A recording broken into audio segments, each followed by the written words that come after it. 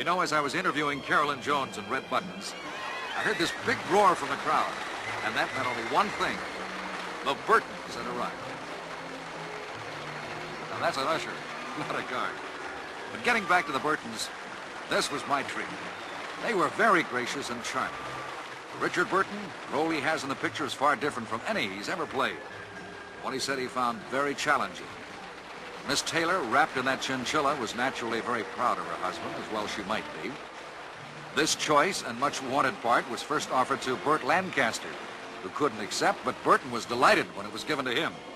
And then, much too soon, it was thank you, Miss Taylor, and Mr. Burton, and the interview was over. Regretfully, I turned them back to the crowd. The picture's setting is Cold War Germany, and for the engagement, the Warner Theater decorated its exterior in the atmosphere of the Berlin Wall. Patrons, as you saw, past Checkpoint Charlie, leave the American sector and are seated by ushers dressed as German.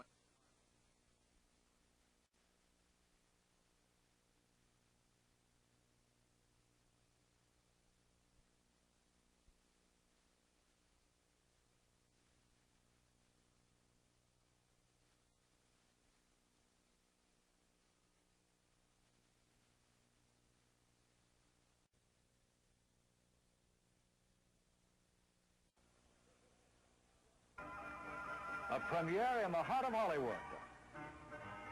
This opening night has more of the anticipation, glamour, and excitement than usual because fans have really swarmed over the area. Elizabeth Taylor and Richard Burton will be here tonight for invitational premiere on their movie, The Sandpiper. Exciting actress Elkie Summers with variety columnist Army Archer interviewing some of the stars. Many of the biggest. Richard. Coming up next. This arrival is what the fans have really been waiting for. The photographers, too. This celebrated lady who says she values privacy above all else has almost never been out of the public eye since her first movie at the age of 9. And tonight is no exception, as most people know. Liz has been married 5 times. She has 2 sons, a daughter, adopted a second daughter, and is figured in more than one headline marital triangle. Fans, however, continue to swarm around the couple. Richard Burton needs no introduction either. He's one of the leading Shakespearean stage actors today, as well as the leading movie idol. Liz has starred in 31 films, has won a movie Oscar, so the talent is not scarce between this famous couple. Tonight, the two are very obliging for all the photographers and fans, too. Richard became an actor in a rather haphazard manner. At the age of 16, he was considering becoming a coal miner, like his Welsh father and other relatives before him. But he happened onto a newspaper ad for an actor. He auditioned and won the part and later attended Oxford University. He served as a navigator in the RAF during World War II and later returned to acting in the theater. This movie is only one of the highlights tonight because after the performance, we'll leave the theater and along with the stars in attendance, we'll go down Hollywood Boulevard to a private party in Beverly Hills that followed the gala opening. One of the stars leading the way will be Carol Lindley. The Sandpiper is a Martin Ransoff production for MGM, directed by Vincent Minnelli, who is an Oscar Award winner, too. The movie was filmed in color mostly along the famous Northern California coast in the Big Sur area near Monterey. At the Beverly Wilshire Hotel, the stars are greeted by musicians. And even though this was a private affair limited primarily to people of the movie industry, fans somehow always managed to seek out and find the favorite spots where their favorite stars are going to be, and they were there on hand. Inside the elegantly appointed party area, the guests of honor arrived. In the movie, Miss Taylor portrays a talented artist who paints on the beach and leads a most unconventional life. Robert Stack joins the festivities. Burton plays a minister who is headmaster at a private school nearby. And Eva Marie Saint is his wife. That's Greer Garson you saw just a moment ago. A love triangle develops when Richard and Liz fall in love.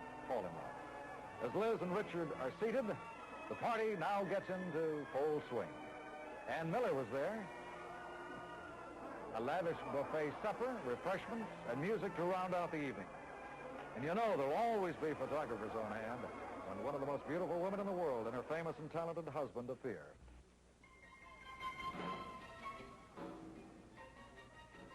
Entertainment personalities are constantly giving of their time for charitable causes. Stars like Burt Lancaster, one of the leaders in the civil rights movement, and Brynner, along with many others, got together one night to put on a fundraising event at the Hollywood Bowl. Two of the strongest attractions in entertainment today, Elizabeth Taylor and Richard Burton, arrived for the afternoon rehearsal, and no performer was paid for his or her services. This particular fundraising event was destined to raise some $140,000 toward the civil rights cause.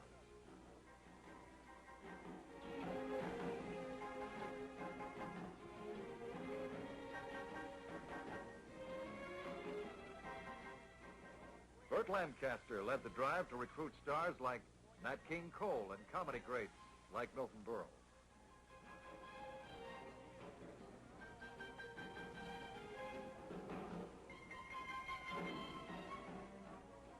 Special comedy material was written by some of the top writers in the business.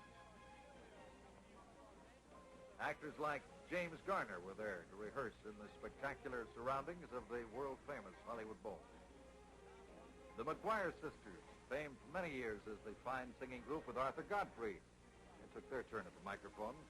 Other personalities performing during the evening but not seen by our rehearsal cameras included Gregory Peck, Zoe Bishop, Dick Van Dyke, Carl Reiner, Bill Dana, Tony Franciosa, and the Kingston Trio.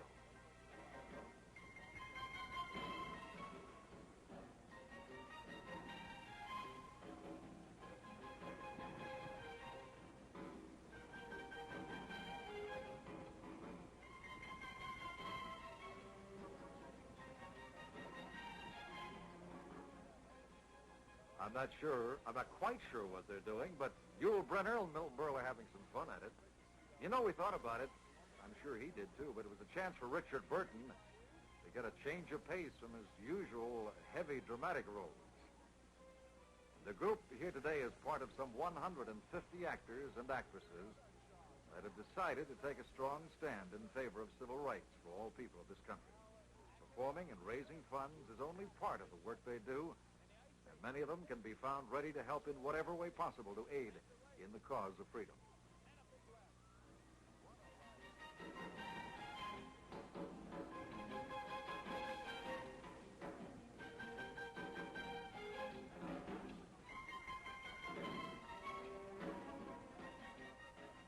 The Hollywood Bowl has had many distinguished performances on its stage over the past years, but it's not likely that one can find a more illustrious group than this night of stars.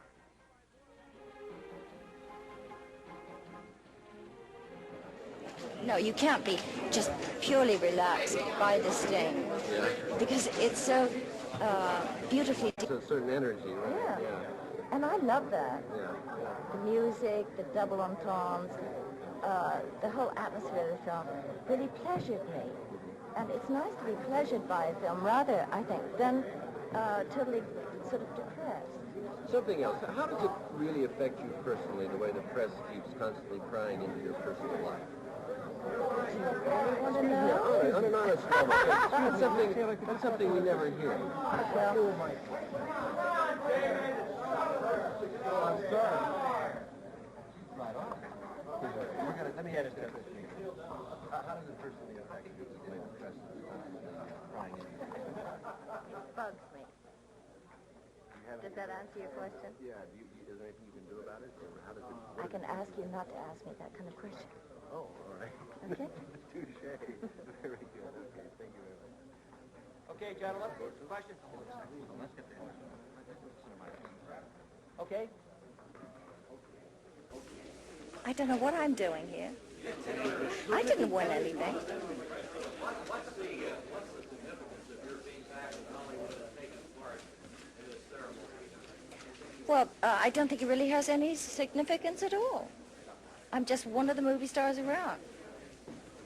Does it say anything about the future of your own career? No, nothing. I just happen to be here. What are your plans for your own career? Well, I hope to keep on working until I sort of, too old.